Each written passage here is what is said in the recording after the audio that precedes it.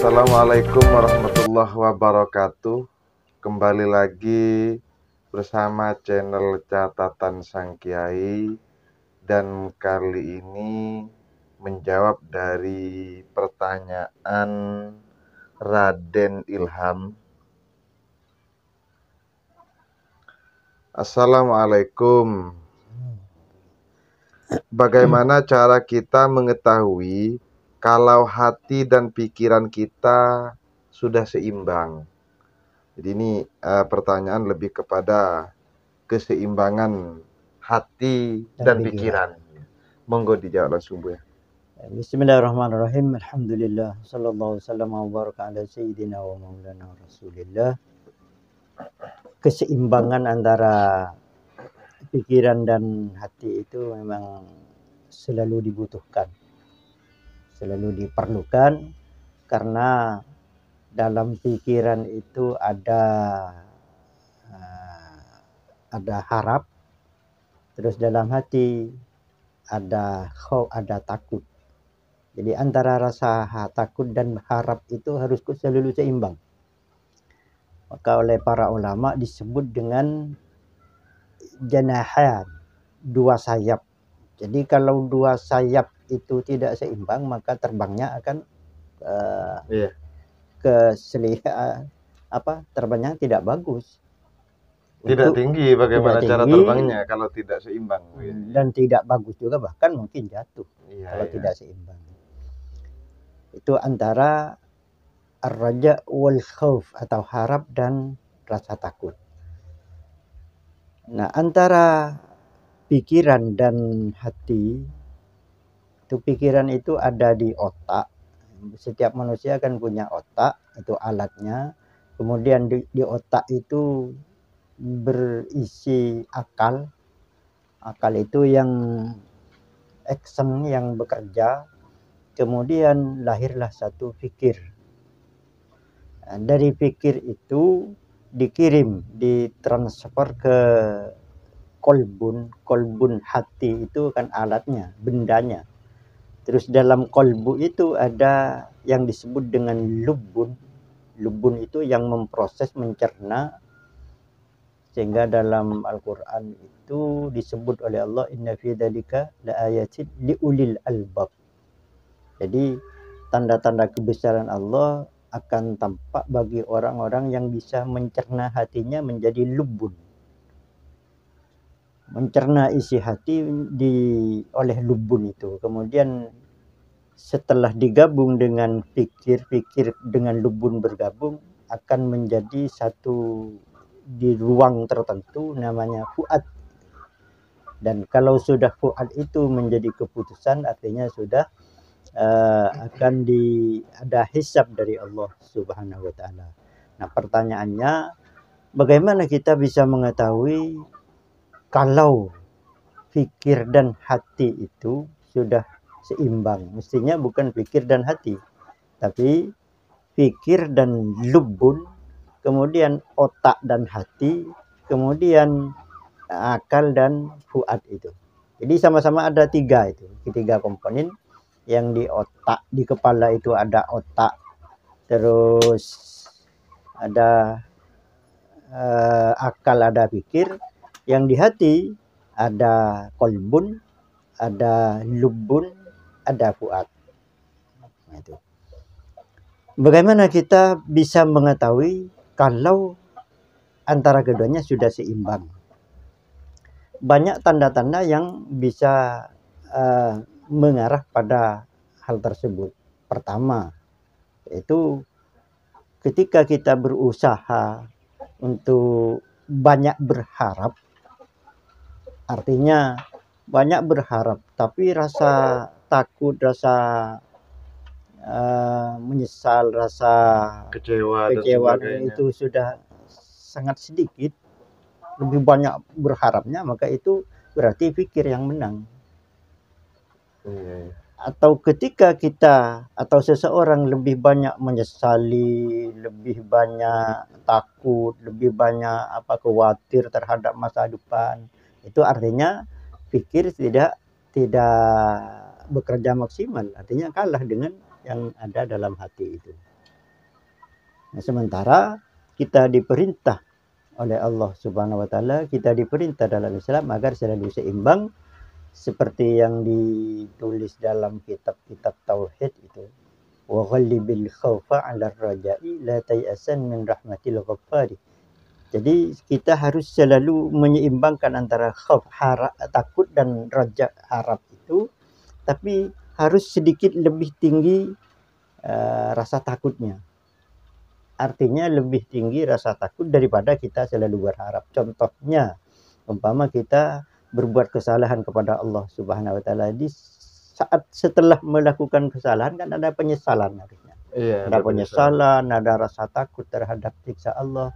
Tapi tidak lepas kita berharap ampunan Allah. Nah, harapan dan rasa takut itu harus lebih banyak rasa takutnya.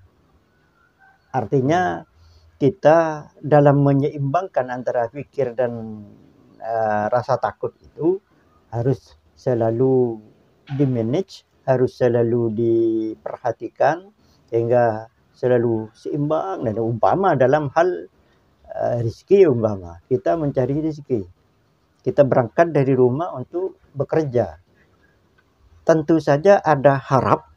Iya, Raja, ada harapan. ada rasa khawatir, jangan-jangan nanti saya tidak mendapatkan rezeki, jangan-jangan, itu ada kekhawatiran.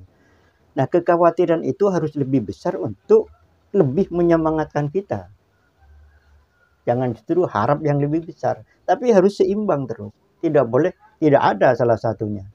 Rasa khawatir terus tidak berangkat. Iya. Kalau tidak ada harap terus, makanya kadang-kadang tidak sukses. Jadi harus selalu sesuai agar mencapai satu tujuan yang memang dituju oleh kita. Dalam apa saja. Jadi konteksnya sangat luas ini.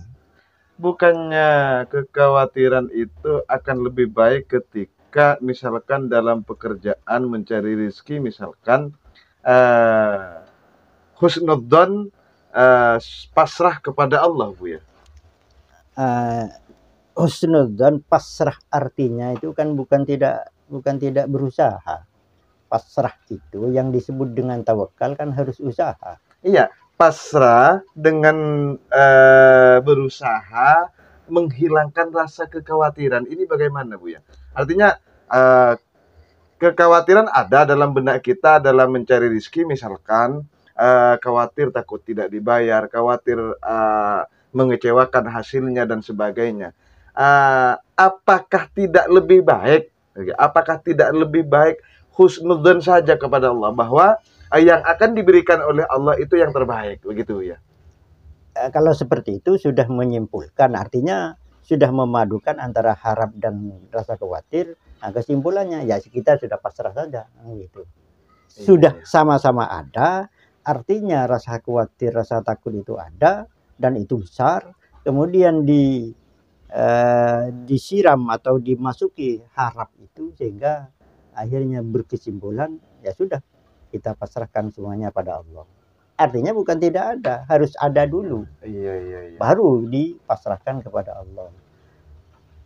Jadi pasrah tawakal itu bukan berarti tidak bekerja. Ada seseorang bertamu kepada Nabi alaihi salatu wasallam, ketika ditanya oleh Nabi, "Kamu ke sini naik apa?" Naik unta. Terus di mana untanya? Sudah saya lepas saja. Pas saya pasrah pada Allah, katanya. Maka Nabi bersabda, "Iqil wa tawakkal." Ikat dulu, tambatkan dulu, baru kamu tawakal. Kalau dilepas ya lari. Bukan tawakal itu namanya. Iqil wa tawakkal. Ikat dulu baru pasrahkan kepada Allah Subhanahu wa taala. Artinya manusia itu tidak lepas dari usaha, harus. Usaha itu sesuatu perintah atau sesuatu yang diperintah oleh Allah Subhanahu wa taala dalam kehidupan kita. Artinya begini, Bu ya, kekhawatiran dengan rasa takut ini sunnatullah, begitu, Bu ya. Sunnatullah pasti selalu ada karena alatnya ada dalam tubuh kita. Iya. Jadi harap itu di otak, terus rasa takut dalam hati. Itu terus harus saling mengalahkan, tapi kita harus menjaga keseimbangannya. Iya, iya, Nah, iya. pertanyaannya bagaimana cara kita tahu bahwa itu sudah seimbang? Yaitu kita yang tahu masing-masing sendiri-sendiri. Tidak bisa digunakan oleh orang lain karena permasalahan orang itu berbeda-beda. Setidaknya dapat mengetahui juga bagaimana cara orang lain itu menyikapi dalam permasalahan. Apakah tidak bisa juga menunjukkan bahwa oh ini orangnya sudah seimbang begitu Bu ya? Oh, dalam sikap orang yang sudah artinya keadaannya stabil seimbang, ya sikapnya tenang saja. Iya. Dalam semua hal dihadapinya dengan jernih, dihadapinya dengan pikiran yang jernih dan berhusnudzon tadi. Iya, iya. Berprasangka Artinya baik. kalau ada orang menyikapi permasalahan dengan tenang, dengan bijaksana, setidaknya kita dapat mengartikan bahwa mereka adalah orang yang sudah seimbang. Demikian, Bu, ya? Dan itu disebut dengan bijak. Iya, iya, iya, iya, Bu. Karena kata masal itu, pepatah itu kan mengatakan orang cerdas bisa menyelesaikan masalah. Kalau orang bijak bisa menghindar dari masalah. Iya, iya, iya. Bisa menghindari masalah. Jadi adz-dzakiyyu yuhillul mushkila wal hakimu yatajannabuha. Jadi orang cerdik, orang cerdas bisa menyelesaikan masalah, tapi kalau orang bijak bisa selalu menghindar dari masalah. Iya, iya, iya, Bu ya. Terima kasih Bu ya penjelasannya. Di sini pertanyaan dari Raden. saudara Raden melalui kolom komentar, dan mudah-mudahan bermanfaat. Demikian, Assalamualaikum warahmatullahi wabarakatuh.